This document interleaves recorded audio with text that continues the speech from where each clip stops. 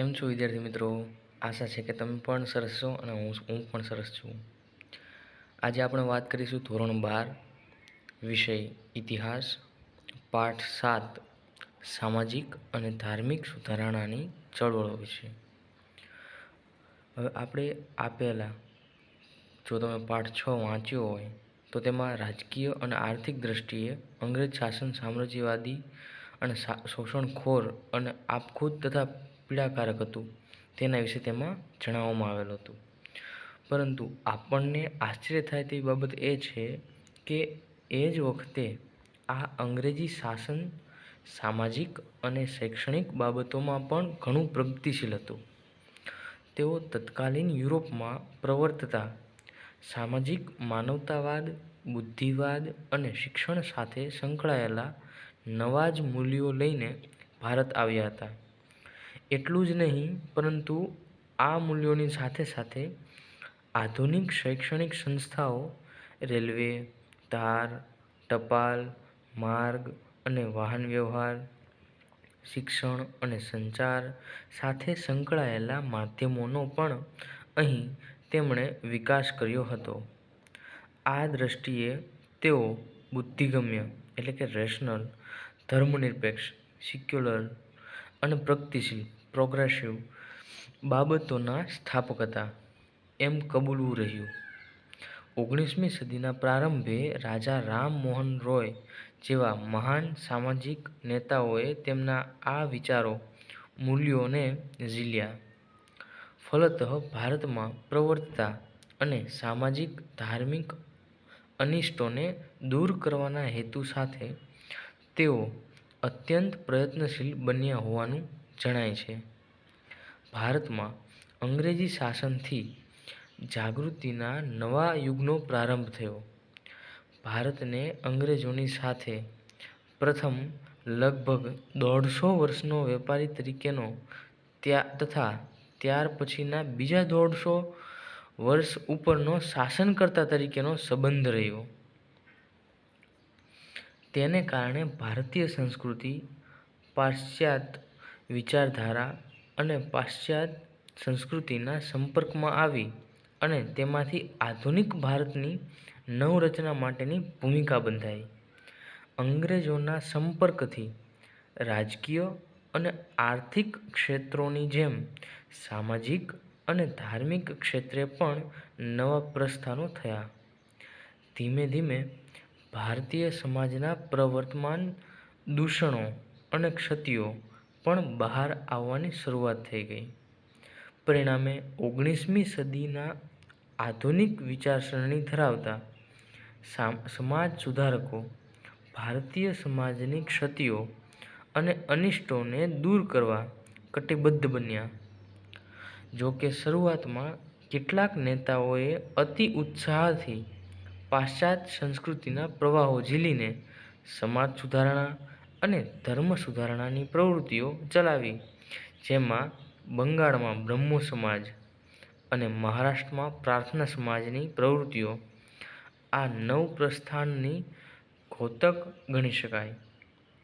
પરંતુ પાશ્ચાત્ય સંસ્કૃતિના આ આક્રમણના પ્રતિકાર સ્વરૂપે કેટલાક પ્રતિભાવંત નેતાઓએ 19મી સદીના ઉત્તરાર્ધમાં ભારતીય સંસ્કૃતિના મૂળભૂત ગૌરવવંતા મૂલ્યો તરફ સમાજને અભિમુખ કરી સમાજ સુધારણા અને ધર્મ સુધારણાની પ્રવૃત્તિઓ આરંભી, જેમાં આર્ય સમાજ અને રામકૃષ્ણ મિશનની પ્રવૃત્તિઓ રાષ્ટ્રીય ભાવનાની દ્રષ્ટિએ ખાસ મહત્વની ગણાય છે. અલબત્ત આ બધા સુધારકો તેમના વિચારો તથા પદ્ધતિઓમાં તફાવત હોવા છતાં દેશ અને સમાજની સાચા હૃદયથી ઉન્નતિ ચાહતા હતા. 19મી સદીને ભારતીય ઇતિહાસમાં સાંસ્કૃતિક અને બૌદ્ધિક જાગરણની સદી કહેવામાં આવે છે. હવે આપણે જોશું વિવિધ વ્યક્તિઓ વિશે ચર્ચા કરીશું, જેમ કે રાજા રામ મોહન રાય અને બ્રહ્મો સમાજ, તેમણે કરેલા સમાજ સુધારા. દેવેન્દ્રનાથ ઠાકુર, ઠાકુર મીન્સ ટાગોર, એ હતા રવિન્દ્રનાથ ટાગોરના પિતા. તેમના વિશે બી ચર્ચા કરીશું. પછી બ્રહ્મો સમાજે કરેલી વિવિધ પ્રકારની પ્રવૃત્તિઓ. પછી બીજા સમાજ સુધારકમાં આવે છે જ્યોતિબા ફૂલે, સ્વામી દયાનંદ સરસ્વતી અને આર્ય સમાજ. તેમણે આપેલા ઉપદેશો વિશે પણ આપણે ચર્ચા કરીશું. ત્યારબાદ આર્ય સમાજે કરેલી વિવિધ પ્રકારની પ્રવૃત્તિઓ, રામકૃષ્ણ મિશન અને સ્વામી વિવેકાનંદ અને તેમાંથી સ્વામી વિવેકાનંદે આપેલ ઉપદેશ ઉપરાંત રામકૃષ્ણ મિશનની વિવિધ પ્રકારની પ્રવૃત્તિઓ તેમજ મહર્ષિ અરવિંદ, નારાયણ ગુરુ, કુંદકુરી વીરેશલિંગમ, થિયોસોફિકલ સોસાયટી, શ્રીમતી એની બેસન્ટ, સર સૈયદ અહેમદ ખાન અને અલીગઢ આંદોલન તેમજ શીખ સમાજના ધાર્મિક સુધારણાઓ વિશે પણ આપણે હવે ચર્ચા કરીશું. તો તેમાં સૌપ્રથમ વાત કરીએ તો રાજા રામમોહન રાય અને બ્રહ્મો સમાજ. તો 19મી સદીના પ્રારંભમાં આવેલ ભારતીય નવજાગૃતિના અગ્રદૂત રાજા રામમોહન રાય, જેમણે શાસન કરેલું 1774થી 1833 સુધી, અને તેમણે સ્થાપેલ બ્રહ્મ સમાજ સંસ્થા હતી. એટલે કે બ્રહ્મ સમાજ સંસ્થાની સ્થાપના રાજા રામમોહન રાયે કરેલી. 22 મે 1774ના રોજ રાજા રામમોહન રાયનો જન્મ બંગાળના હુગલી જિલ્લાના રાધાનગર ગામમાં રમાકાંતને ત્યાં બ્રાહ્મણ કુટુંબમાં થયો હતો. તેમણે પ્રારંભિક શિક્ષણ પટણા અને વારાણસીમાં લીધું હતું, પરંતુ બંગાળી ઉપરાંત ઉર્દુ, સંસ્કૃત, ગ્રીક, હિબ્રુ, લેટિન, ફારસી, અરબી તથા પાછળથી અંગ્રેજી ભાષા ઉપર પણ પ્રભુત્વ મેળવ્યું હતું. તેમણે જુદા જુદા ધર્મોના ધાર્મિક ગ્રંથોનો અભ્યાસ કર્યો હતો. રાજા રામમોહન રાયની વિચારસરણીમાં વેદાંત ધર્મ, ઇસ્લામ ધર્મ અને ખ્રિસ્તી ધર્મના સિદ્ધાંતની સંયુક્ત અસર જોવા મળે છે. સામાજિક ધાર્મિક સુધારણાના આંદોલન ચલાવવા તેમણે બ્રહ્મો સમાજની સ્થાપના કરી. તેઓ બ્રહ્મો સમાજના આદ્ય પ્રણેતા હતા. સમાજ સુધારા. તો રાજા રામમોહન રાયે કયા કયા સમાજ સુધારા કરેલા હતા? તો કે રાજા રામમોહન રાયે બંગાળના રૂઢિચુસ્ત સમાજમાં ક્રાંતિકારી સુધારો લાવવા પ્રયત્નો કર્યા. તેમના સમાજ સુધારાના ખ્યાલોમાં મુખ્યત્વે એક, હિંદની પ્રગતિમાં જ્ઞાતિ પ્રથા મોટો અવરોધ છે. બીજું કે કુટુંબમાં સ્ત્રીઓને ગૌરવવંતું સ્થાન પ્રાપ્ત થાય તો જ સમાજમાં તેમનું સન્માન વધે. ત્રીજું કે સતી પ્રથા એ વાસ્તવિક અર્થમાં ખૂન જ છે. વહેલામાં વહેલી તકે તેના પર પ્રતિબંધ મૂકવો જોઈએ. ચોથું, બાળ લગ્ન હાનિકારક છે.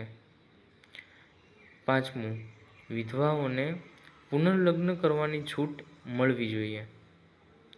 છઠ્ઠું, બહુપત્ની પ્રથાનો અંત આણવો જોઈએ. સાતમું, પિતાના વારસામાં પુત્રીનો પણ ભાગ હોવો જોઈએ વગેરેનો સમાવેશ થતો હતો. એટલે કે આ તો એક 7 મુદ્દા છે કે જેમણે એક મુદ્દા ઉપર સમાજમાં સુધારો લાવવાનો પ્રયત્ન કર્યો હતો કે હિંદની પ્રગતિમાં જ્ઞાતિ પ્રથા મોટો અવરોધ છે. એટલે કે જ્યારે આપણી જ્ઞાતિ ઉપર તમે વધારે ભાર દો, એ એક ખરેખર મોટો અવરોધ છે હિંદની પ્રગતિ માટે. હિંદ એટલે કે આખું રાષ્ટ્ર, માત્ર કોઈ વિસ્તાર પૂરતું મર્યાદિત નથી.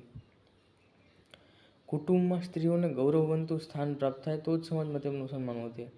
એટલે કે પહેલાંના સમયમાં સ્ત્રીઓને બહુ વધારે માન સન્માન આપવામાં આવતું નહોતું. તેમને 4 દિવાલની વચ્ચે તેમનું કામ હતું. મીન્સ કે તેમને કોઈ પ્રાધાન્ય જ આપવામાં આવતું નહોતું. આજે આપણે જોઈ રહ્યા છીએ કે દીકરીઓ છે, સ્ત્રીઓ છે, એ ઘણી પ્રગતિ કરી રહી છે. તે આવા સમાજ સુધારકના કારણે જ તે પ્રગતિ કરી રહી છે. બીજું, સતી પ્રથા એ વાસ્તવિક અર્થમાં ખૂન જ છે. મીન્સ કે પહેલાં કેવું હતું કે સતી પ્રથા વિશે દરેકને જાણ છે જ, કે પતિ મરી જાય ત્યારે તેની વિધવા પત્ની તે પણ તેની સાથે તેને શવ સાથે અગ્નિમાં પોતાનો દેહ એ સળગાવી દે અને પોતે સતી થઈ જાય, જે ખરેખર ખોટું છે. એ એક પ્રકારનું પહેલાં સમાજની વિચારધારણા હતી કે પતિ પાછળ પત્નીએ ફરજિયાતપણે સતી પ્રથા થવું, જે ખરેખર ખોટું હતું. બીજું, બાળ લગ્ન હાનિકારક છે. બાળ લગ્ન હાનિકારક સ્વાભાવિક છે, કેમ કે જ્યારે કોઈ બાળ વ્યક્તિ છે એ લગ્ન કરે તો તેનામાં પહેલાં તો પૂરતી સમજ જ ન હોય કે જવાબદારી શું કહેવાય, ફરજ શું કહેવાય, સંબંધ શું કહેવાય તેના વિશે.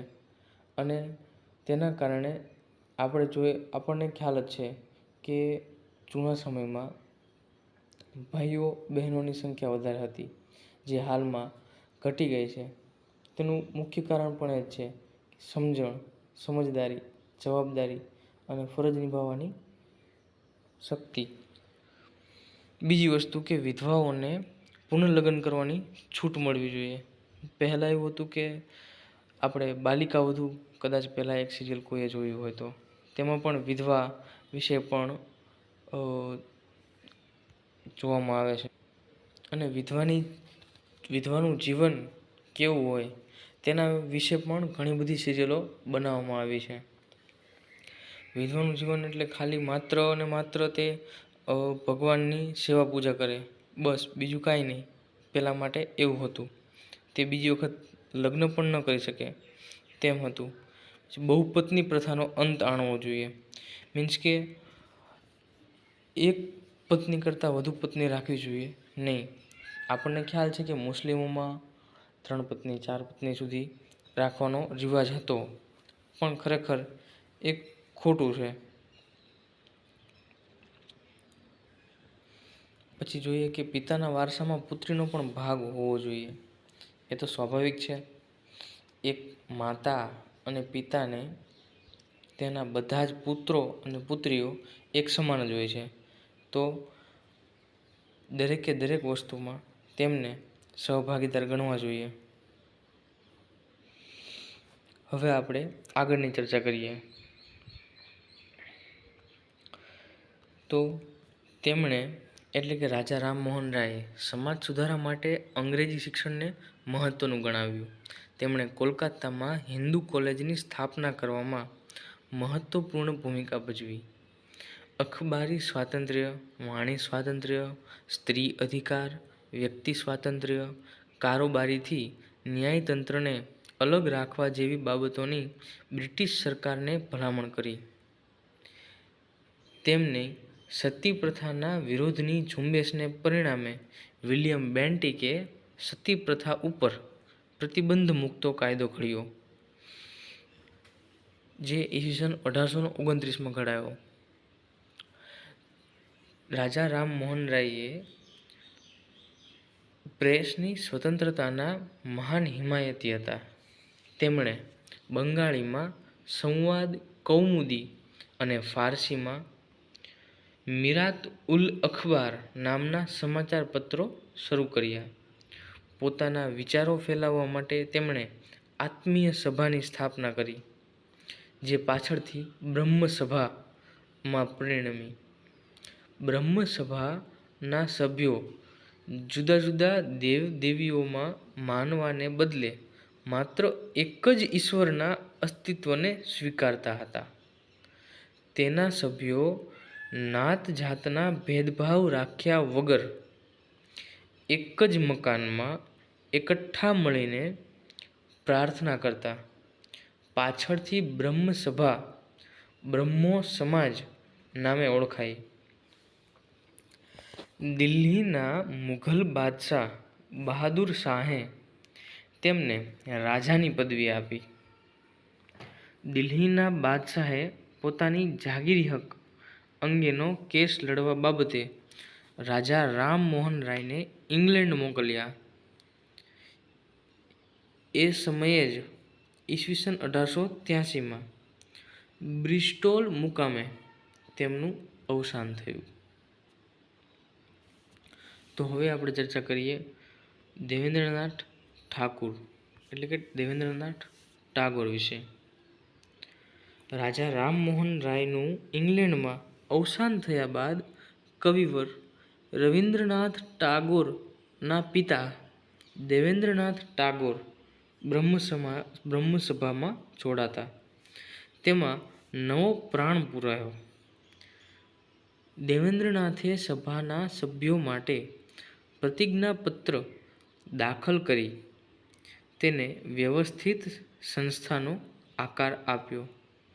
તે ઉપરાંત સંસ્થાનું વ્યવસ્થિત બંધારણ ઘડી બ્રહ્મો સમાજનું નેતૃત્વ લીધું.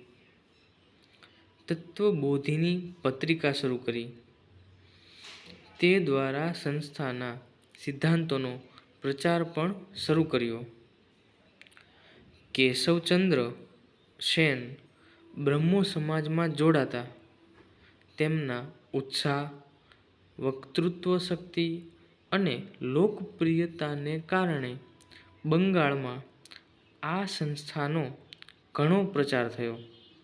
પરંતુ પાછળથી દેવેન્દ્રનાથ ટાગોર સાથે મતભેદો ઊભા થતાં તેમણે ભારતીય બ્રહ્મો સમાજ નામે નવી સંસ્થાની સ્થાપના કરી.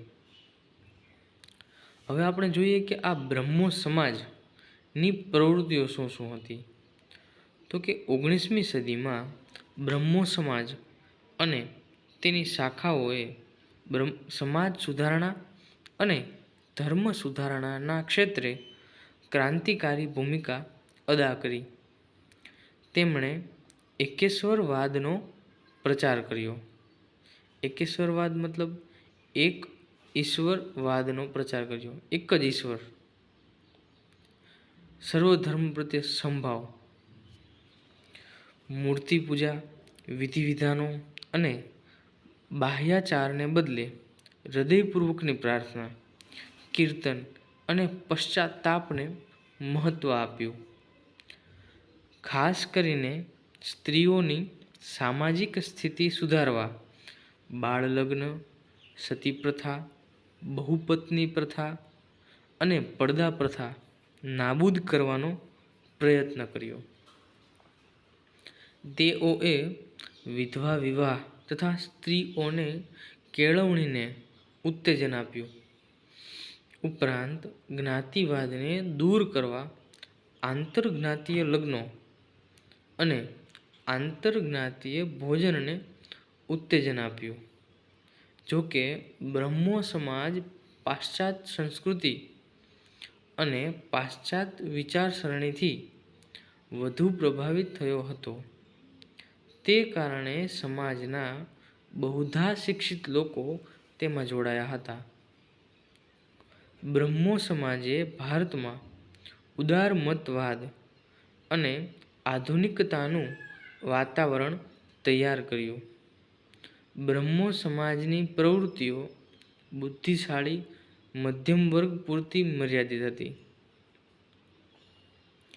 વિશેષતઃ તે શહેરી વિસ્તારોમાં ફેલાયેલી હતી.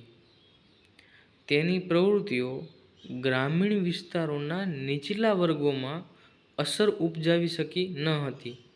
તો પણ ધર્મ અને સમાજ સુધારણામાં બ્રહ્મો સમાજનું પ્રદાન નોંધપાત્ર ગણાય છે.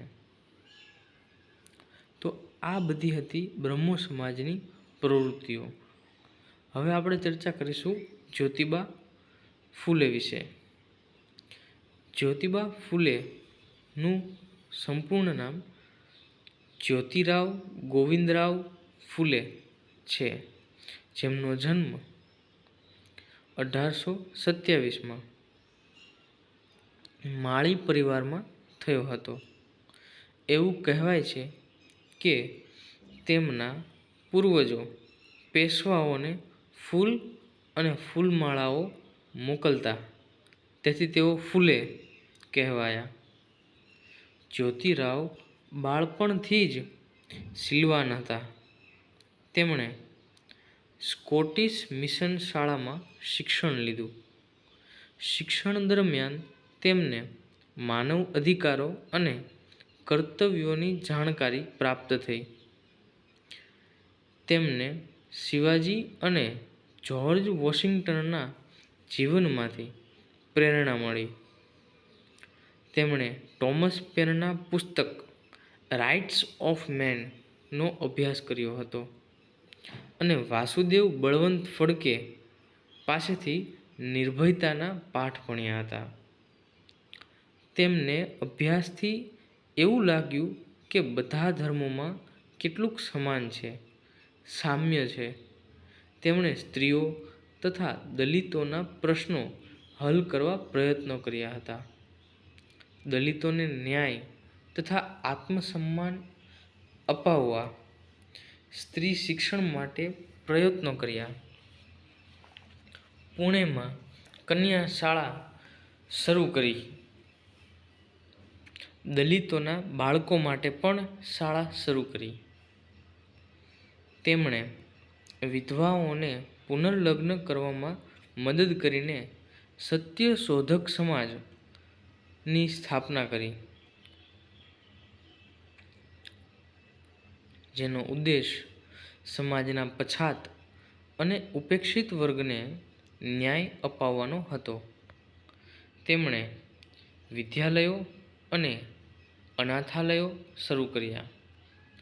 તેમણે કેટલાક ગ્રંથો પ્રકાશિત કર્યા, જેમ કે ધર્મ તૃતીય રત્ન, ઇશારા અને શિવાજી કી જીવની અને ગુલામગીરી નામના તેમણે પુસ્તકો લખ્યા હતા. આ ગ્રંથો દ્વારા તેમણે બ્રાહ્મણોના આધિપત્ય સામે પડકાર ફેંક્યો. તેમણે હન્ટર કમિશનરને આવેદનપત્ર આપીને જણાવ્યું કે ખ્રિસ્તી મિશનરીઓનો ઉદ્દેશ દેશભક્તિપૂર્ણ નથી અને શિક્ષણ પૂરતો સીમિત પણ નથી. પોતાના સમાજ સુધારણાના કાર્યોથી જ્યોતિરાવ દેશભરમાં જાણીતા થયા હતા. તેમને પૂના નગરપાલિકાના સભ્ય બનાવવામાં આવ્યા હતા. તેમની સમાજ સેવાની કદર રૂપે મુંબઈના નાગરિકોએ તેમનું અભિવાદન કરી તેમને મહાત્માની પદવી આપી હતી. ત્યારથી જ્યોતિરાવ ભારતમાં મહાત્મા જ્યોતિબા ફૂલે તરીકે પણ ઓળખાય છે. ડૉક્ટર આંબેડકર અને મહર્ષિ કર્વે તેમની ગુરુતુલ્ય માનતા. જ્યોતિબાએ સમજાવેલ સાર્વજનિક સત્ય ધર્મના પાયામાં સમાનતા, ન્યાય, બૌદ્ધિકતા, બંધુતા વગેરે બાબતો હતી. તેમનું મૃત્યુ 28 નવેમ્બર 1890માં થયું હોવા છતાં તેમની પ્રવૃત્તિઓ આજ પર્યંત ચાલુ રહી છે. તે એમના કાર્યો અને વિચારોની સાર્થકતા દર્શાવે છે. હવે આપણે ચર્ચા કરીશું સ્વામી દયાનંદ સરસ્વતી, જેમનો જન્મ 1824માં થયો હતો. તેમનો કાર્યકાળ 1824થી 1883 સુધી રહ્યો હતો. અને ચર્ચા પણ કરીશું થોડી આર્ય સમાજ વિશે. તો ચલો શરૂ કરીએ. આર્ય સમાજના સ્થાપક સ્વામી દયાનંદ સરસ્વતીનો જન્મ ઈસવીસન 1824ના રોજ ગુજરાતમાં મોરબી નજીક ટંકારા ગામમાં સનાતની બ્રાહ્મણ કુટુંબમાં થયો હતો. તેમનું બાળપણનું નામ મૂળશંકર હતું. એક વખત શિવરાત્રિના પર્વ પર એક ઉંદરને શિવલિંગ ઉપરથી ખાદ્ય સામગ્રી લઈ જતા જોઈને તેમને લાગ્યું કે જો ભગવાન પોતાનું રક્ષણ ન કરી શકતો હોય તો તે બીજાનું રક્ષણ કેવી રીતે કરી શકે? આગળ જતાં તે સત્યની શોધ કરવા કૃત નિશ્ચયી બન્યા. મૂર્તિ પૂજા અને કર્મકાંડમાં તેમને અવિશ્વાસ ઊભો થયો. તેમણે સત્યની શોધમાં ગૃહત્યાગ કર્યો. 15 વર્ષ સુધી દેશમાં પરિભ્રમણ કરી યોગનો અભ્યાસ કર્યો. સ્વામી પૂર્ણાનંદ પાસે સંન્યાસની દીક્ષા લીધી. ત્યારબાદ તેઓ સ્વામી દયાનંદ તરીકે ઓળખાવા લાગ્યા. તેમણે મથુરામાં વિરજાનંદ પાસે શિક્ષણ મેળવ્યું. તેમણે દિલ્હી અને પંજાબમાં દેશાટન કરી 1875માં મુંબઈમાં આર્ય સમાજની સ્થાપના કરી હતી. તેમાં તેમણે ફક્ત 10 નિયમો અને વેદો તરફ પાછા ફરો જેવા સૂત્રો આપ્યા હતા.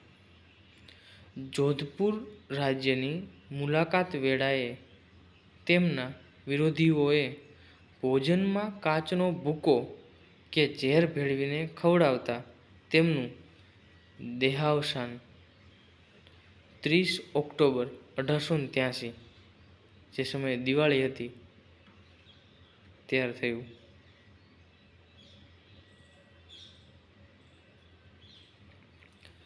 હવે આપણે ચર્ચા કરીશું કે દયાનંદ સરસ્વતી એ આપેલા ઉપદેશ વિશે. તો ઉપદેશ તેમની પ્રખર વિદ્વતા અને ચિંતને તેમને ભારતની બધી જ સમસ્યાઓનો ઉકેલ વેદ ધર્મમાં શોધવા પ્રેર્યા અને તેમણે વેદ તરફ પાછા ફળોનું સૂત્ર આપ્યું.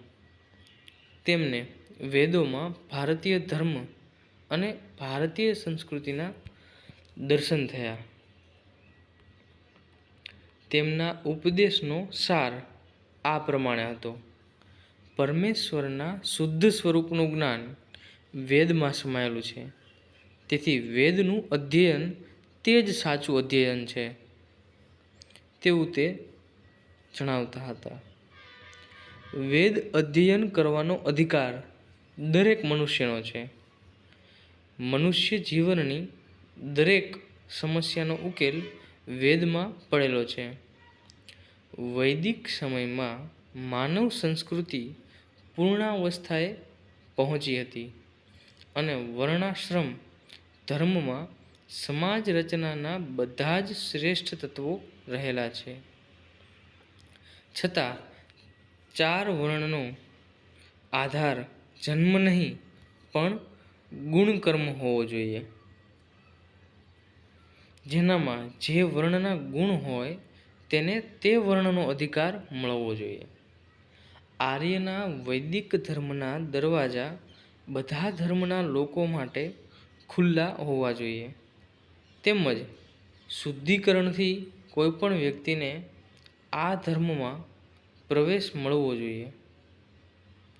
સ્વામી દયાનંદ સરસ્વતીએ સત્યાર્થ પ્રકાશ નામના તેમના ગ્રંથમાં આ બધા જ સિદ્ધાંતોની વિસ્તૃત રજૂઆત કરેલી છે. સ્વામી દયાનંદે તે સમયના પ્રચલિત ધર્મોમાં પેસી ગયેલા સડાઓ, વહેમો તથા અંધશ્રદ્ધાયુક્ત માન્યતાઓનું સ્પષ્ટ રીતે ખંડન કર્યું. તેમણે વેદોમાંથી આધાર આપીને મૂર્તિ પૂજાનો સખત વિરોધ કર્યો. તેમણે બાળ વિવાહ તથા શાંતિ પ્રથાનો પણ વિરોધ કર્યો. કન્યા કેળવણી, વિધવા વિવાહ જેવા અત્યંત પ્રગતિશીલ સુધારાની તેમણે તરફેણ કરી. આમ જોઈએ તો દયાનંદ સરસ્વતીએ પણ સમાજ સુધારણના ઘણા બધા કાર્યો કરેલા. હવે આપણે ચર્ચા કરીશું આર્ય સમાજની પ્રવૃત્તિઓ વિશે. સ્વામી દયાનંદ સરસ્વતીએ પોતાના વિચારોનો ફેલાવો કરવા માટે આર્ય સમાજની સ્થાપના કરી હતી. આ સંસ્થા દ્વારા હિન્દુઓને સંગઠિત કરવા તથા પશ્ચિમની સંસ્કૃતિનો પ્રહારો સામે હિન્દુ ધર્મનું રક્ષણ કરવા તેમણે પ્રયત્નો કર્યા. તેમણે ધર્માંતર કરાયેલા હિન્દુઓને હિન્દુ ધર્મમાં ફરી લાવવાની શુદ્ધિ ચળવળ શરૂ કરી. આ ઉપરાંત આર્ય સમાજે બાળ લગ્ન વિરોધ, વિધવા વિવાહને ઉત્તેજન, કન્યા કેળવણી, દલિતોદ્ધાર વગેરેની ઝુંબેશ આરંભીને સમાજ સુધારણાની પ્રવૃત્તિઓ હાથ ધરી. તેમણે દરિદ્ર નારાયણની સેવાનો આદર્શ રજૂ કર્યો. જન્મથી કોઈ મનુષ્ય હીન કે અછૂત નથી તેવો સંદેશો આપીને તેમણે માનવની સમાનતાનો આદર્શ પણ લોકો સમક્ષ રજૂ કર્યો. તેઓના પ્રભાવના કારણે તેમના અનુયાયીઓમાં સંયમ, ત્યાગ, લોકસેવા અને ધર્મનિષ્ઠાના ગુણો કેળવાયા હતા. સ્વામી દયાનંદ સરસ્વતીના અવસાન પછી લાલા હંસરાજ, પંડિત ગુરુદત્ત, સ્વામી શ્રદ્ધાનંદ અને લાલા લજપતરાય જેવા નિષ્ઠાવાન નેતાઓએ આ સંસ્થાની પ્રવૃત્તિઓ ચાલુ રાખી હતી. લાલા હંસરાજે ઈસવીસન 1889માં લાહોરમાં દયાનંદ અંગ્લો વૈદિક કોલેજની સ્થાપના કરી. સ્વામી શ્રદ્ધાનંદે ઈસવીસન 1902માં હરદ્વાર પાસે કાંગડી ગુરુકુળ સ્થાપ્યું હતું. આર્ય સમાજે ભારતીય સંસ્કૃતિ અનુસાર કાંગડીના ગુરુકુળ મારફત ઉચ્ચ કેળવણી તથા કન્યા કેળવણીનો ફેલાવો કરવાનું અતિ મહત્વનું કાર્ય કર્યું. આ ઉપરાંત સ્ત્રીઓની તેમજ દલિત વર્ગોની સ્થિતિ સુધારવામાં પણ તેઓએ ઘણું નોંધપાત્ર કાર્ય કર્યું હતું. હિન્દીને રાષ્ટ્રભાષાનું સ્વરૂપ આપવામાં આવ્યું હતું. હવે આપણે ચર્ચા કરીશું રામકૃષ્ણ મિશન અને સ્વામી વિવેકાનંદ વિશે. રામકૃષ્ણ મિશનનું નામ રામકૃષ્ણ પરમહંસ પરથી થયું હતું, જેમનો કાર્યકાળ ઈસવીસન 1834થી ઈસવીસન 1886 સુધી હતો. રામકૃષ્ણ પરમહંસ બંગાળના અત્યંત ગરીબ, અભણ, સીધા સાદા સંત પુરુષ હતા. બાળપણથી જ તેમને ઈશ્વર પ્રત્યે અનન્ય શ્રદ્ધા હતી. ઈશ્વર ભક્તિમાં તેઓ અનેકવાર ખોવાઈ જતા. 7 વર્ષની ઉંમરે તેમના પિતાનું અવસાન થયું હતું. ત્યાર પછી કોલકાતામાં ગંગાના પૂર્વ કિનારે દક્ષિણેશ્વરમાં કાલી માતાનું એક મંદિર બનાવ્યું. ત્યારથી તેઓ કાલી માતાના પરમ ઉપાસક અને ભક્ત હતા. રામકૃષ્ણની મુલાકાત જાણીતા સંતો ભૈરવી તથા તોતાપુરી સાથે થઈ હતી. તેઓ ઈશ્વરને તેના વિવિધ સ્વરૂપે જોવાનો અને ઓળખવાનો સતત પ્રયાસ કરતા. તેઓ ઉચ્ચ કોટીના સંત હતા. અંગ્રેજી કેળવણી પામેલા વર્ગના ઘણા લોકો પર તેમના જીવનની અસર થઈ. ધાર્મિક ક્ષેત્રે અધ્યાત્મવાદનું પ્રસારણ તેમનું સૌથી પ્રથમ મહત્વનું કાર્ય છે. બીજું મહત્વનું કાર્ય બધા ધર્મોની પાછળ રહેલા પરમ તત્વમાં વિશ્વાસ જાગૃત કરવાનું હતું. બધા ધર્મો સમાન છે. કૃષ્ણ, રામ, ઈસુ ખ્રિસ્ત, અલ્લાહ વગેરે એક જ ઈશ્વરના વિવિધ નામો છે, એમ તેઓ ભારપૂર્વક લોકોને સમજાવતા. તેમનું ત્રીજું કાર્ય માનવ સેવાને લગતું હતું. માનવ સેવા દ્વારા કોઈ પણ વ્યક્તિ ઈશ્વરને પ્રાપ્ત કરી શકે છે. તેમની માન્યતા પ્રમાણે સેવા કરનાર વ્યક્તિનું સ્થાન વધારે મહત્વનું છે, કારણ કે માનવ સેવામાં ઈશ્વરના દર્શન થાય છે. હવે આપણે જોઈએ સ્વામી વિવેકાનંદ વિશે. તો સ્વામી વિવેકાનંદનો કાર્યકાળ 1863 થી 1902 સુધીનો હતો. રામકૃષ્ણ પરમહંસના સરળ તથા પ્રબળ વ્યક્તિત્વને કારણે બંગાળના જે અનેક નવયુવાનો તેમના તરફ આકર્ષાયા હતા, તેમાં સૌથી તેજસ્વી હતા કોલકાતા યુનિવર્સિટીના યુવાન ગ્રેજ્યુએટ નરેન્દ્રનાથ દત્ત, જે પાછળથી સ્વામી વિવેકાનંદના નામે પ્રસિદ્ધ થયા. વિવેકાનંદનો જન્મ 12 જાન્યુઆરી 1863 કોલકાતામાં વિશ્વનાથ દત્તને ત્યાં ભુવનેશ્વરી દેવીની કુખે થયો હતો. તેમણે ભારતીય દર્શનની સાથે સ્ટુઅર્ટ મિલ, હર્બર્ટ સ્પેન્સર, શેલી, હેગેલ અને વર્ડસવર્થની રચનાઓનો પણ અભ્યાસ કર્યો હતો. તેમના સમયના ધાર્મિક અને બૌદ્ધિક નેતાઓ સાથે તેમની મુલાકાત થયેલી. નવેમ્બર 1880 રામકૃષ્ણ સાથે તેમની પ્રથમ મુલાકાત થઈ અને તરત જ તેઓ રામકૃષ્ણના ભક્ત બની ગયા. રામકૃષ્ણ એક જ એવી વ્યક્તિ હતા કે જેણે વિવેકાનંદના આ પ્રશ્નનો ઉત્તર આપ્યો. પ્રશ્ન હતો, શું આપે ઈશ્વરને જોયા છે? તેમણે જવાબ મળ્યો ઉત્તર તરીકે, હા. સ્વામી વિવેકાનંદે 1891 કોઈનો પણ સાથ લીધા વિના કે કહ્યા વિના ભારતની યાત્રા કરી. યાત્રામાં તેમને ભારતની ગરીબી, ભૂખમરો, દયનીય દશાનો પ્રત્યક્ષ અનુભવ થયો. 2 વર્ષ સુધી તેઓ ભારતમાં જુદા જુદા ભાગોમાં ફરતા રહ્યા. આથી ભારતના પ્રશ્નોથી તેઓ જાણકાર બન્યા. ત્યારબાદ 1893 શિકાગોમાં ભરાયેલ સર્વધર્મ સંમેલનમાં તેમણે ભાગ લીધો હતો.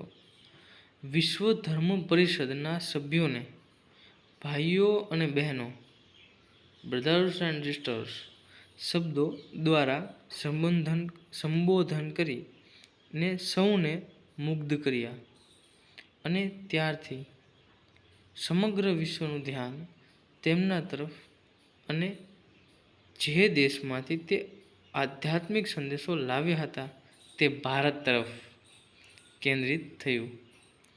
વિશ્વના દેશોએ હવે ભારતને કોઈ નવી જ દ્રષ્ટિએ જોવાનું શરૂ કર્યું. તેનો યશ સ્વામી વિવેકાનંદને ફાળે જાય છે. તેઓ સાચે જ નૂતન ભારતના સંદેશવાહક હતા. તેમણે વિદ્વતા, છટાદાર વક્તૃત્વ શક્તિ, આધ્યાત્મિક તેજ અને અદ્ભુત વ્યક્તિત્વનો પરિચય કરાવ્યો. આથી વિશ્વ ધર્મ પરિષદમાં હાજર રહેલા સભ્યો તથા અમેરિકાના લોકો તેમની ઉપર મુગ્ધ થઈ ગયા. તે પછી સ્વામી વિવેકાનંદે વિવિધ દેશો ગ્રીસ, તુર્કસ્તાન, મિસર, ચીન તેમજ જાપાનના પ્રવાસ દરમિયાન પાશ્ચાત્ય સંસ્કૃતિ તેમજ પૌરાવાત્ય સંસ્કૃતિના અનેક પાસાઓનો અનુભવ મેળવ્યો. અને પાશ્ચાત્ય સંસ્કૃતિના કેટલાક ઉમદા તત્વોનો સ્વીકાર કર્યો તથા તેમનો ભારતીય સંસ્કૃતિના ઉમદા તત્વો સાથે મેળ બેસાડીને તેમણે પૂર્વ અને પશ્ચિમનો સમન્વય કરવાનો નોંધપાત્ર પ્રયત્ન કર્યો. આ દેશમાં તેમણે ભારતીય સંસ્કૃતિનો પ્રચાર કર્યો. સ્વામી વિવેકાનંદે રામકૃષ્ણ પરમહંસની ઉદાર ધર્મ ભાવના તથા સેવા ભાવનાનો પ્રચાર કરવા માટે રામકૃષ્ણ મિશનની સ્થાપના કરી હતી. હવે આપણે જોઈએ સ્વામી વિવેકાનંદે આપેલ ઉપદેશ. તો સ્વામી વિવેકાનંદે ભારતના લોકોને તેમના પ્રાચીન આધ્યાત્મિક વારસાને સમજવાનો તથા અપનાવવાનો ઉપદેશ આપ્યો. તેઓ વહેમ, અંધશ્રદ્ધા અને મંત્રતંત્રને દુર્બળતાનું સ્વરૂપ માનતા. તેમણે લોકોને નિર્બળતા અને આળસથી મુક્ત થવા અનુરોધ કર્યો અને પ્રગતિના પંથે આત્મવિશ્વાસ સાથે પ્રયાણ કરવાનો બોધ આપ્યો.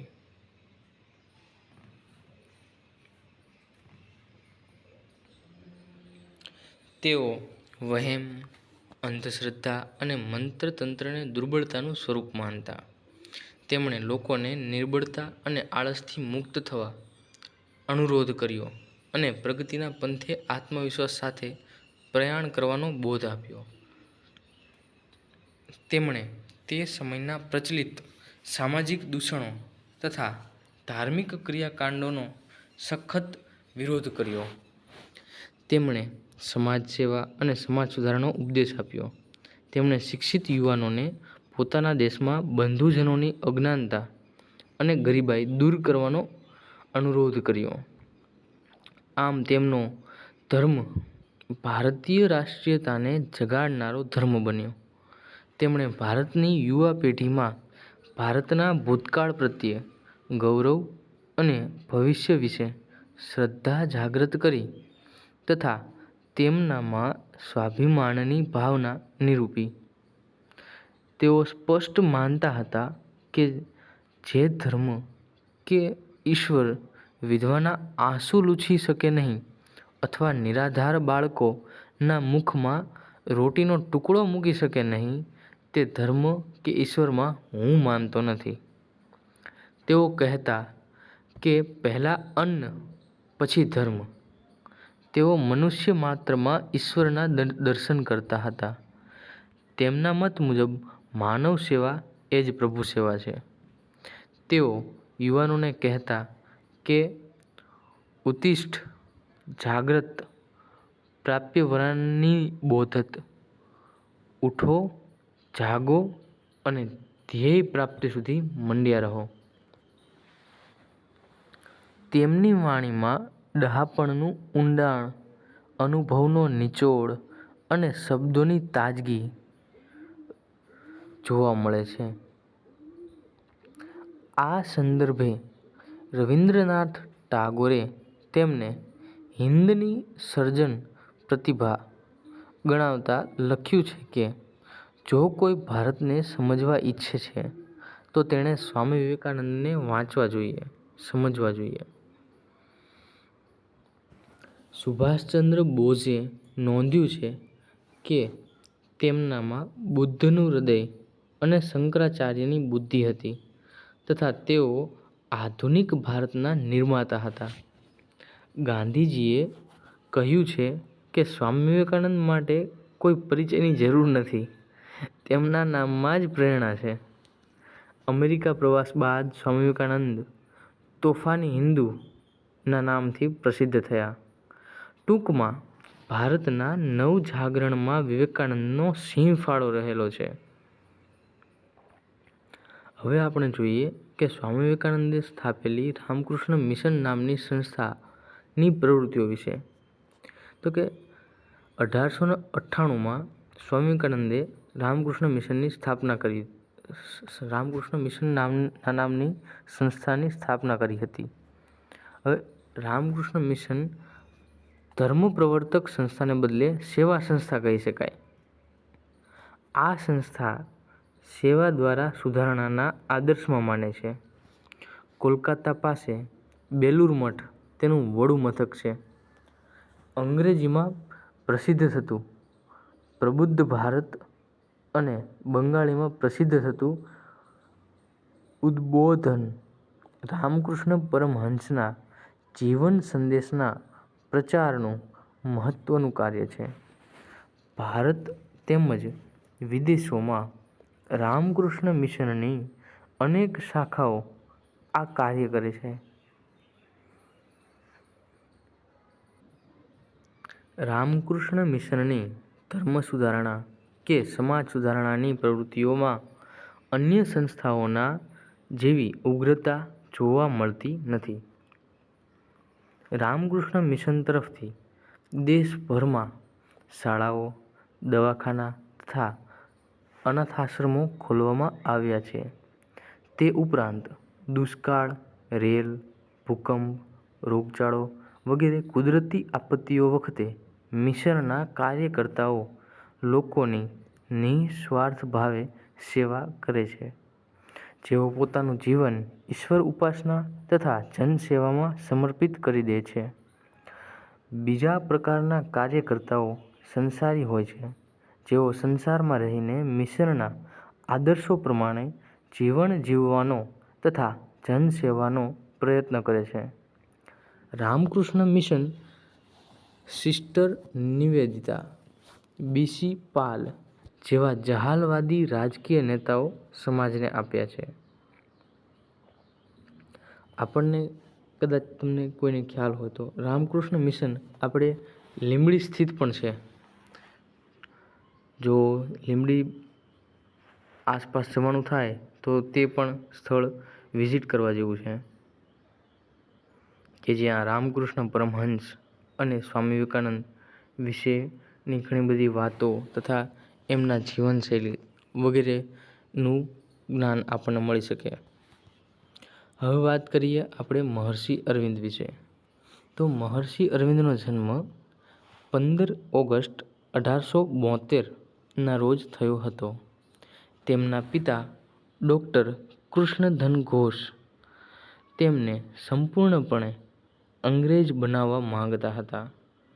તેમણે બાળપણથી જ અરવિંદનું નામ અરવિંદ એક્રોઇડ ઘોષ રાખ્યું હતું. 5 વર્ષની ઉંમરથી જ યુરોપિયન સંસ્કારો મેળવવા તેમને ઇંગ્લેન્ડ મોકલાયા, પરંતુ તેઓ પાશ્ચાત્ય સંસ્કારોને બદલે દેશભક્તિના રંગે રંગાયા. માતૃભૂમિની ભક્તિના બીજ અરવિંદના અંતરમાં ઇંગ્લેન્ડની ધરતી પર રોપાઈ ગયા અને હિંદની ભૂમિ પર તે અંકુરિત થયા. તેઓ માતૃભૂમિને એક નિર્જીવ પદાર્થ તરીકે નહીં પણ જીવંત માતા તરીકે ગણતા. તેમણે માતૃભૂમિ માટેનો પ્રચલિત મંત્ર વંદે માતરમ અપનાવ્યો. તેમણે ભારતભૂમિના ચરણોમાં પોતાનું જીવન સમર્પિત કરી દીધું. તેમનું જીવન યુવાનો માટે પ્રેરણાદાયી બની ગયું. તેમના કાર્યો, તેમની વાણી, તેમનું વ્યક્તિત્વ આંતરતેજથી પ્રદીપ્ત બની ગયા. તેમણે હિંદના આત્માને જાગૃત કરવા માટે વંદે માતરમ નામનું વર્તમાનપત્ર પણ શરૂ કર્યું હતું. આ વર્તમાનપત્રે હિંદના લોકોની રાષ્ટ્રીય ભાવનાને જગાડવામાં મહત્વની ભૂમિકા ભજવી. મુઝફ્ફરપુર બોમ્બ ઘટનામાં ભાગ લેનારા ક્રાંતિકારીઓના મુખ્ય સૂત્રધાર તરીકેનો આરોપ મૂકી અંગ્રેજ સરકારે તેમની ધરપકડ કરી. કોલકાતા એટલે કે તે સમયનું અલીપુર જેલમાં પૂરી દીધા હતા. અંગ્રેજોએ તેમને કોલકાતાની જેલમાં પૂરી દીધા હતા. અહીં તેમને એકાંત કોટડીમાં રાખવામાં આવ્યા હતા, જ્યાં તેમને અનેક આધ્યાત્મિક અનુભૂતિઓ થઈ. પરિણામે તેમના આંતરચક્ષુ ખુલી ગયા અને તેમને દિવ્યતાનું દર્શન થયું. શ્રી અરવિંદ માટે જેલ ન રહેતા યોગાશ્રમ બની ગઈ હતી. તેઓ જેલમાંથી છૂટ્યા ત્યારે સંપૂર્ણ બદલાઈ ગયા. તેઓ ભગવાનનો સાક્ષાત્કાર પામેલા, ભગવાનને સંપૂર્ણ સમર્પિત થઈ ગયેલા દિવ્ય પુરુષ બની ગયા. તેઓ પ્રથમ ચંદ્રનગર અને ત્યાંથી ઈસવીસન 1910 પોંડિચેરી ગયા. ત્યાં તેઓ એકાંતમાં રહ્યા અને ઉગ્ર તપ સાધના કરી. માનવ જાતિને દિવ્યતા અર્પણ કરવા ફ્રાન્સથી આવેલા શ્રી માતાજી, જેમનું મૂળ નામ મીરા આલ્ફાન્સા હતું, તેમના સહાયક બનીને દેહત્યાગ કર્યો. ત્યાં સુધી 40 વર્ષ પુડુચેરી આશ્રમમાં જ રહ્યા, જેમનું નિધન 5 ડિસેમ્બર 1950ના રોજ થયું હતું. તો હવે આપણે વાત કરીએ નારાયણ ગુરુ વિશે. પછાત જાતિઓ અને પીડિત જાતિઓના ઉત્કર્ષ માટે આજીવન સેવા કરનાર તથા માનવ ધર્મ અને માનવ માત્રની સમાનતાનો સંદેશ આપનાર નારાયણ ગુરુનો જન્મ કેરળના એમ્પર્ગ ગામમાં ઈસવીસન 1856માં થયો હતો. માતા પિતાની પવિત્રતા અને આદર્શોના સંસ્કાર નારાયણ ગુરુને વારસામાં મળ્યા. નારાયણ ગુરુએ લોકોને એક જ જ્ઞાતિ, એક જ ધર્મ અને એક જ ઈશ્વરમાં માનવાનો ઉપદેશ આપ્યો. તેમણે લોકોને ઊંચ નીચના ભેદભાવ, જ્ઞાતિભેદ વગેરે નાબૂદ કરવાનો અનુરોધ કર્યો હતો. નારાયણ ગુરુ કિશોર વયથી જ અધ્યાત્મ વૃત્તિવાળા હતા. ઘર છોડી સખત સાધના કરીને સમાજના નીચલા સ્તરના લોકોની સેવાના ક્ષેત્રે તેઓ સક્રિય બન્યા હતા. તેમણે તમામ લોકોને શિક્ષણ લેવા અનુરોધ કર્યો. તેઓ નિરક્ષરતાને, વહેમો અને અનિષ્ટોને મૂળ માનતા હતા. તેમણે અસ્પૃશ્યતા નાબૂદી વિશે પણ કાર્ય કર્યા હતા.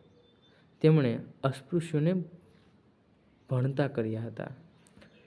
તેમણે સમાન હક અપાવી સામાન્ય માનવ જીવન જીવતા કર્યા હતા. તેઓ કન્યા કેળવણી માટે ખાસ જાગૃત અને પ્રયત્નશીલ હતા. તેમણે શ્રી નારાયણ ધર્મ પરિપાલન યોગમ નામની સંસ્થાની સ્થાપના ઈસવીસન 1903માં કરેલ હતી. તેઓ મુક્તિ માટે શિક્ષણ, એકતા માટે સંગઠન અને ગરીબી નાબૂદી તથા આર્થિક આબાદી અર્થે ઉદ્યોગોના વિકાસને આવશ્યક ગણતા હતા. તેઓ કોમી વિખવાદો અને સાંપ્રદાયિક તત્વોથી દૂર રહેવા લોકોને સમજાવતા. તેમણે આંતરરાષ્ટ્રીય ભાઈચારા માટે પ્રચાર કર્યો અને દેશ વિદેશમાં અધ્યાત્મવાદી સુધારક તરીકે નામના મેળવી. રવિન્દ્રનાથ ટાગોરે નારાયણ ગુરુને પોતાના યુગના મહાન સંત અને સુધારક તરીકે ગણાવ્યા છે. તો આ હતો નારાયણ ગુરુનો આપણા સમાજમાં સુધારા લાવવામાં કરેલ પ્રવૃત્તિઓમાંની પ્રવૃત્તિઓ. હવે આપણે ચર્ચા કરીશું કુંદકુરી વીરેશલિંગમ, જેમનો કાર્યકાળ ઈસવીસન 1848થી 1919 સુધી રહ્યો હતો. વીરેશલિંગમનો જન્મ આંધ્રપ્રદેશના રાજમુંદ્રી જિલ્લામાં થયો હતો. તેમના પર ભારતીય અને પાશ્ચાત્ય એમ બંને સંસ્કૃતિઓની ભારે અસર હતી અને તેઓ પોતે પણ બંને સંસ્કૃતિઓ તરફ સદ્ભાવના રાખતા હતા. તેઓ એક સારા લેખક હતા અને તેમની કૃતિઓએ તેલુગુ સાહિત્યને સમૃદ્ધ કર્યું હતું. તેઓ પ્રખર સમાજ સુધારક પણ હતા. તેથી સમાજ સુધારણા માટે રાજમુંદ્રી સોશિયલ રિફોર્મ એસોસિએશનની સ્થાપના કરી હતી. તેમણે બાળ લગ્નો અને જ્ઞાતિવાદનો વિરોધ કર્યો હતો તેમજ વિધવા પુનઃલગ્ન અને સ્ત્રી શિક્ષણ ઉપર ભાર મૂક્યો હતો. તેમણે વિધવાઓના પુનર્વસન અને ભ્રષ્ટાચારના ઉન્મૂલન માટે જોરદાર ઝુંબેશ ચલાવી હતી. તેમણે નિરાધાર લોકો, સ્ત્રીઓ તથા બાળકો માટે વિદ્યાલયો, સહાયતા કેન્દ્રો વગેરે ખોલીને સમાજ સુધારણાનું કાર્ય કર્યું. આ માટે રાજમુંદ્રીમાં તેમણે હિતકારિણી સભાની પણ સ્થાપના કરી હતી. ત્યારબાદ દક્ષિણના આવા પ્રખર સમાજ સુધારક અને રાષ્ટ્રીય આંદોલન તથા આધુનિક શિક્ષણ પદ્ધતિના પુરસ્કર્તા કુંદકુરી વીરેશલિંગમનું અવસાન થયું. હવે આપણે ચર્ચા કરીએ થિયોસોફિકલ સોસાયટી વિશે. તો થિયોસોફિકલ સોસાયટી આંતરરાષ્ટ્રીય સંસ્થા છે. થિયોસોફી શબ્દ મૂળ ગ્રીક ભાષામાંથી આવેલો છે. ગ્રીક ભાષામાં થિયો એટલે ઈશ્વર અને સોફિયા એટલે જ્ઞાન. એ બે શબ્દોમાંથી બનેલા થિયોસોફી શબ્દનો અર્થ ઈશ્વર સંબંધી જ્ઞાન એવો થાય છે.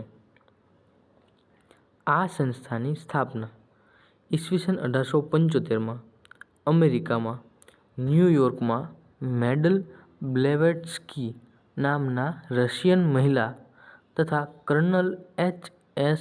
આલ્કોટ નામના અમેરિકન લશ્કરી અધિકારીએ કરી હતી.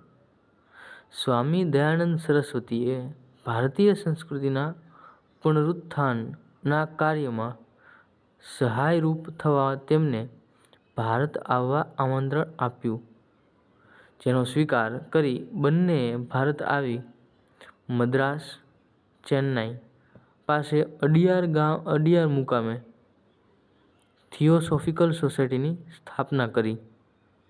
આ સંસ્થાના મુખ્ય 3 ઉદ્દેશો નીચે મુજબ હતા.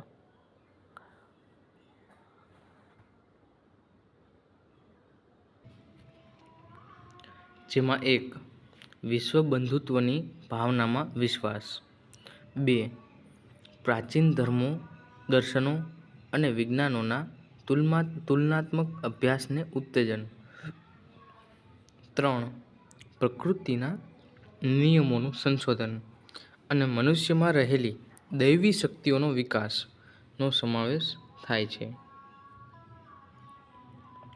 કર્નલ આલ્કોટ અને મેડમ બ્લેવેટ્સ્કી જેવા અભ્યાસીઓ વિદેશમાંથી આવીને ભારતીય આધ્યાત્મિક સંસ્કૃતિના ગુણગાન કરે તે બનાવ અભૂતપૂર્વ હતો, કારણ કે તેને લીધે ભારતવાસીઓમાં સ્વાભિમાન અને અસ્મિતા જાગૃત થયા. હવે આપણે ચર્ચા કરીએ શ્રીમતી એની બેસન્ટ વિશે. શ્રીમતી એની બેસન્ટ નામના આયરિશ મહિલાએ ભારતમાં આવીને થિયોસોફિકલ સોસાયટીનું કાર્ય ઉપાડી લીધું. તેમની પ્રવૃત્તિઓથી ભારતમાં રાષ્ટ્રીય ચળવળને સારો એવો વેગ મળ્યો. તેઓની માન્યતા હતી કે ભારતની વર્તમાન સમસ્યાનો ઉકેલ તેના પ્રાચીન આદર્શો અને સંસ્થાઓને પુનર્જીવિત કરવાથી મળી શકશે. ભારતીય સંસ્કૃતિ અને ધર્મનું પુનરુત્થાન ખુદ ભારતના લોકો દ્વારા જ થઈ શકશે અને આનાથી સમસ્ત વિશ્વનું કલ્યાણ થશે. તેમણે ભારતમાં રહીને ભારતના લોકોને તેમના ધર્મ અને તત્વજ્ઞાનની મહાનતા વિશે સભાન કર્યા. કોઈપણ જાતના નાતજાત કે ધર્મના ભેદભાવ વગર વિશ્વ બંધુત્વનો આદર્શ સ્થાપવાના તેમના પ્રયાસો પ્રશંસનીય રહ્યા. પોતાના આવા ઉદ્દેશોનો ફેલાવો કરવા માટે તેમણે બનારસમાં સેન્ટ્રલ હિન્દુ સ્કૂલની સ્થાપના કરી હતી, જે પાછળથી બનારસ હિન્દુ યુનિવર્સિટીના રૂપમાં ફેરવાઈ ગઈ. શિક્ષણ ઉપરાંત સામાજિક ક્ષેત્રે પણ તેમણે મહત્વનું કાર્ય કર્યું. તેમણે સમાજમાં ફેલાયેલા અનિષ્ટોને દૂર કરવા પ્રયત્નો કર્યા અને વિધવા વિવાહને પ્રોત્સાહન આપ્યું. 19મી સદીમાં ભારતમાં જ્યારે હિન્દુ, ખ્રિસ્તી, ઇસ્લામ વગેરે વિવિધ ધર્મો અને પંથો વચ્ચે વિવાદ અને કડવાશ વધતા જતા હતા, ત્યારે થિયોસોફિકલ સોસાયટીએ અને એની બેસન્ટે કોમવાદને દૂર કરવા પ્રયત્નો કર્યા હતા. તેમણે ભારતમાં સ્કાઉટ અને ગર્લ્સ ગાઈડની પ્રવૃત્તિઓ શરૂ કરી હતી. આ ઉપરાંત ઈસવીસન 1916માં ચેન્નઈમાં હોમ રૂલ લીગની સ્થાપના કરી અને તેની મારફત ભારતની સ્વતંત્રતા માટે સક્રિય ચળવળ ઉપાડી હતી. તેમણે પત્રકારિત્વના સ્વાતંત્ર્ય માટે તનતોડ મહેનત કરી હતી. આમ એની બેસન્ટે ભારતીય સંસ્કૃતિના ગૌરવની પુનઃસ્થાપના કરીને તેમજ લોકોની રાષ્ટ્રીય ભાવના વિકસાવીને તેમણે ભારતીય સમાજ અને દેશની અમૂલ્ય સેવા કરી. ખાસ કરીને દક્ષિણ ભારતમાં સુધારણાના ક્ષેત્રે થિયોસોફિકલ સોસાયટીએ મહત્વનું પ્રદાન કરેલ. તો એની બેસન્ટે પણ આપણા સમાજને સુધારવા માટે, આપણા રાષ્ટ્રને સુધારવા માટે ઘણા બધા પ્રયત્નો કર્યા હતા. તો હવે ચર્ચા કરીએ સર સૈયદ અહેમદ ખાન અને અલીગઢ આંદોલન વિશે. 19મી સદીમાં હિન્દુઓની જેમ મુસ્લિમ સમાજમાં પણ સુધારા માટેના આંદોલનો થયા. 19મી સદીની શરૂઆતમાં ઉત્તર પ્રદેશમાં રાયબરેલીના સૈયદ અહમદ બરેલવી અને બંગાળના શરીઅત ઉલ્લાહ જેવા આગેવાનો હેઠળ મુસલમાનોમાં સામાજિક અને ધાર્મિક જાગૃતિનો આરંભ થયો. શરૂઆતમાં મોટા ભાગના મુસ્લિમોએ પાશ્ચાત્ય કેળવણીથી અલિપ્ત રહેવાનું પસંદ કર્યું. 1857ના સંગ્રામ પછી મુસ્લિમોએ સામાજિક તથા ધાર્મિક સુધારણા તરફ ધ્યાન કેન્દ્રિત કર્યું હતું. સૈયદ અહમદ બરેલવીની નેતાગીરી નીચે વહાબી આંદોલન નામે સુધારક આંદોલન શરૂ થયું હતું. આ આંદોલને મુસ્લિમોમાં આધુનિક વિચારોનો પ્રચાર કરી તેમની ઉન્નતિ માટે પ્રયત્નો કર્યા હતા. વહાબી આંદોલન અને ફરીદી આંદોલન પછી મુસ્લિમ ધર્મ અને સમાજમાં સુધારા લાવવા માટે મૌલવી ચિરાગ અલી અને સર સૈયદ અહેમદ ખાન જેવા સુધારકોએ પ્રયાસો કર્યા. સર સૈયદ અહેમદ ખાનનો જન્મ મુઘલ દરબારના ઉમરાવ કુટુંબમાં થયો હતો. તેઓ ઈસવીસન 1857ના સંગ્રામ વખતે કંપની સરકારની નોકરીમાં હતા અને તે વખતે કંપનીને વફાદાર રહ્યા હતા. નિવૃત્તિ પછી તેઓ ઇંગ્લેન્ડ ગયા અને પાશ્ચાત્ય ઉદારમતવાદથી પ્રભાવિત થયા. તેમણે મુસ્લિમને ઉદાસીનતા ખંખેરી પાશ્ચાત્ય કેળવણી પ્રાપ્ત કરવાની હાકલ કરી. તેમણે ઈસવીસન 1870માં તહઝીબ ઉલ અખલાક નામનું સામયિક શરૂ કર્યું. તેમણે અલીગઢમાં મુસ્લિમ મદ્રેસા અને ત્યારબાદ શાળા તથા એંગ્લો મોહમ્મેડન ઓરિયન્ટ કોલેજની સ્થાપના કરી, જે પાછળથી વિકાસ પામીને અલીગઢ મુસ્લિમ યુનિવર્સિટીમાં પરિણમી. તે સમયનું અલીગઢ શહેર અને ત્યાંની કોલેજ સુધારણાની પ્રવૃત્તિઓનું મુખ્ય કેન્દ્ર બન્યા.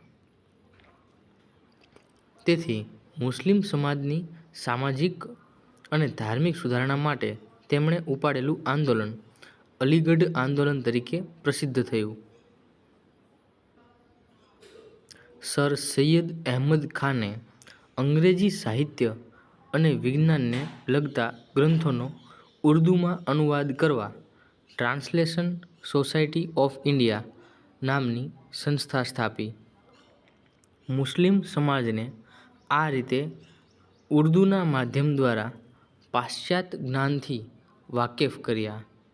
તેઓ મુસ્લિમ સ્ત્રીઓને કેળવણી આપવામાં તથા પડદા પ્રથાનો ત્યાગ કરવામાં માનતા. તેમના પ્રયત્નોથી મુસ્લિમ સમાજમાં સુધારા કરવા માટે ઠેર ઠેર સુધારક સંસ્થાઓ, અંજુમન સ્થપાઈ હતી. તેણે સમાજ સેવાનું કામ આગળ ધપાવ્યું. હવે ચર્ચા કરીએ કે શીખ સમાજમાં ધાર્મિક સુધારાઓ વિશે.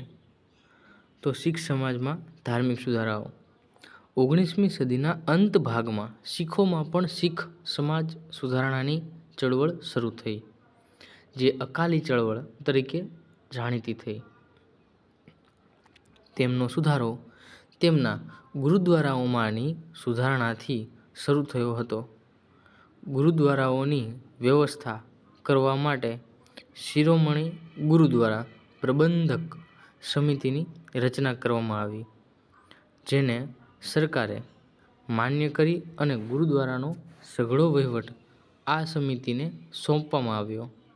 તે ઉપરાંત અકાલી આંદોલને અમૃતસરમાં ખાલસા દેવી કોલેજ તથા અન્ય સ્થળોએ શાળાઓ સ્થાપી તે દ્વારા પાશ્ચાત્ય કેળવણીનો પણ પ્રચાર કર્યો. સામાજિક ક્ષેત્રે કાયદાઓ ઘડવાની પ્રક્રિયા અને ભારતીય પ્રતિભાવ. પ્રગતિશીલ ભારતીયો બૌદ્ધિક અને ઉદાર સિદ્ધાંતો ઉપર આધારિત સમાજની પુનર્રચના કરવા પ્રયત્નો કરતા હતા. ત્યારે સરકારે પણ આ સમસ્યા પ્રત્યે સાનુકૂળ વલણ અપનાવ્યું. 19મી સદીના પૂર્વાર્ધમાં સરકારે કરેલા સમાજ સુધારણાના કેટલાક નોંધપાત્ર કાર્યો નીચે મુજબ જણાવી શકાય. જે પૈકી એક, ગવર્નર જનરલ વિલિયમ બેન્ટિક એમણે બંગાળમાં સતી પ્રથાને ગેરકાયદેસર જાહેર કરી. ત્યાર પછી મુંબઈ તથા મદ્રાસ પ્રાંતોમાં પણ સતી પ્રથા નાબૂદીના સુધારા થયા. દેશી રાજ્યોમાં પણ આ રિવાજ નાબૂદ કરવામાં આવ્યો. દીકરીને દૂધ પીતી કરી બાળ હત્યા કરવાનો રિવાજ અમુક જ્ઞાતિઓમાં હતો, તે રિવાજ વખતો વખત કાયદા દ્વારા બંધ કરવામાં આવ્યો. 3. ચાર્લ્સ વુડના ખરીતામાં જણાવ્યા અનુસાર સરકારે સ્ત્રી શિક્ષણ માટે શાળાઓ શરૂ કરી. 4. ઈસવીસન 1856ના કાયદા અનુસાર હિન્દુ વિધવા પુનર્લગ્નને માન્યતા પ્રાપ્ત થઈ. 5. ઈસવીસન 1872માં લગ્નધારો પસાર કરીને 14 વર્ષથી નીચેની કન્યાઓના લગ્ન ઉપર પ્રતિબંધ મૂકવામાં આવ્યો તથા બહુપત્ની પ્રથાને ગુનો ગણવામાં આવ્યો. આ કાયદાથી આંતરજ્ઞાતીય લગ્નો માન્ય રાખવામાં આવ્યા. સમય જતાં લોકોમાં રાષ્ટ્રીય ચેતના વિકસિત બની અને તેઓ સ્વાતંત્ર્ય ચળવળ તરફ વળ્યા. ઇન્ડિયન નેશનલ સોશિયલ કોન્ફરન્સ જેવી સંસ્થાઓએ સ્ત્રીઓ તથા પછાત વર્ગોના લોકોને અસર કરતા દૂષણો દૂર કરવા ઉપર ધ્યાન આપ્યું. મોન્ટેગ્યુ ચેમ્સફોર્ડ સુધારા થવાથી ભારતીયોને વધારે વહીવટી સત્તાઓ મળી. તેમ છતાં એકપત્નીત્વ, સ્ત્રીઓને મિલકતમાં અધિકાર આપવા તથા અસ્પૃશ્યોને મંદિરમાં પ્રવેશ આપવા અંગેના કાયદા પસાર કરવાનો પ્રયાસ નિષ્ફળ રહ્યો. જોકે હિન્દુ સ્ત્રીઓને મિલકતમાં અધિકાર અને અસ્પૃશ્યોને મંદિરમાં પ્રવેશ આપતા કાયદા ઈસવીસન 1937માં પસાર કરવામાં આવ્યા. અસહકાર અને સવિનય કાનૂન ભંગ જેવી ચળવળોમાં તેમજ દારૂની દુકાનોમાં પિકેટિંગ કરવા તથા વિદેશી વસ્તુઓના બહિષ્કારમાં ખાસ ભાગ લીધો. આથી સમાજમાં સ્ત્રીઓના સ્થાનમાં સુધારો થયો. ઈશ્વરચંદ્ર વિદ્યાસાગરે બંગાળમાં સ્ત્રીઓની ઉન્નતિ અને કન્યા કેળવણી માટે ઝુંબેશ ઉપાડી. તેમણે બાળ લગ્ન, વિધવા પુનર્લગ્ન પર પ્રતિબંધ અને બહુપત્નીત્વની પ્રથા વિરુદ્ધ ઉગ્ર ચળવળ ચલાવી. તેમના પ્રયાસોને લીધે જ અંગ્રેજ સરકારે 1856માં વિધવા પુનઃલગ્નનો કાયદો કર્યો. આમ સ્ત્રીઓની સ્થિતિ અને દરજ્જો સુધારવાના કાર્યમાં ઈશ્વરચંદ્ર વિદ્યાસાગરે અમૂલ્ય ફાળો આપ્યો. બીજા વિશ્વયુદ્ધ દરમિયાન બ્રિટિશ સરકારે સરકારી નોકરીઓમાં સ્ત્રીઓની ભરતી કરીને તેમને સ્વાવલંબી બનાવવા ઉત્તેજન આપ્યું. સ્વાતંત્ર્ય પ્રાપ્તિ પછી સમાજમાં સ્ત્રીઓના દરજ્જામાં નોંધપાત્ર પરિવર્તન આવ્યું છે. બંધારણ દ્વારા સ્ત્રીઓને સમાજમાં સ્ત્રી પુરુષ સમાનતા તથા કન્યા કેળવણી ઉપર ભાર મુકાયો. સ્ત્રીઓના વિશિષ્ટ હિતો જાળવવા માટે ખાસ કાયદા ઘડવામાં આવ્યા છે. કન્યાઓ માટે વિશિષ્ટ અભ્યાસક્રમો ઘડવામાં આવ્યા છે અને વિશિષ્ટ સવલતો પણ અપાઈ છે. આને પરિણામે સ્ત્રીઓમાં શિક્ષણનું પ્રમાણ નોંધપાત્ર રીતે વધ્યું છે. સ્ત્રીઓએ અનેક વ્યવસાયોમાં પ્રવેશ કર્યો છે. સામાજિક વ્યવહારમાં સ્ત્રીઓની સ્વતંત્રતા અને સમાનતાનું પ્રમાણ વધ્યું છે. આમ આઝાદી બાદ સ્ત્રી શિક્ષણના વ્યાપ વિસ્તરણને લીધે તેઓમાં જાગૃતિ, જાહેર જીવનમાં પ્રવેશ, સરકાર તરફ તેઓને પ્રાપ્ત થયેલા વિશિષ્ટ હકો, સ્ત્રીઓના ઉત્કર્ષ માટે ઘડાયેલા કાયદા વગેરેને કારણે સમાજમાં સ્ત્રીઓનો દરજ્જો ઊંચો આવ્યો છે. તાજેતરમાં સ્ત્રીઓને સ્થાનિક સ્વરાજ્યની સંસ્થાઓમાં મળેલ 33% અનામત બેઠકોને પરિણામે ગ્રામ પંચાયત, તાલુકા પંચાયત, જિલ્લા પંચાયતમાં પ્રમુખ પદના હોદ્દા સુધી સ્ત્રીઓ પહોંચી છે. આમ આપણે આ પાઠ સામાજિક અને ધાર્મિક સુધારણાની ચળવળોમાં રાજા રામમોહન રાય અને બ્રહ્મો સમાજ તથા રાજા રામમોહન રાયે કરેલા સમાજ સુધારાઓ તેમજ દેવેન્દ્રનાથ ટાગોરે પોતાની આપેલી ભૂમિકા, બ્રહ્મો સમાજની વિવિધ પ્રવૃત્તિઓ, જ્યોતિબા ફૂલે,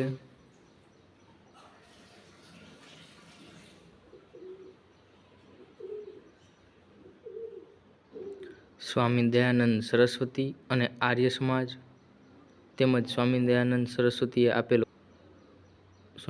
સરસ્વતીએ આપેલ ઉપદેશ ઉપરાંત આર્ય સમાજની વિવિધ પ્રવૃત્તિઓ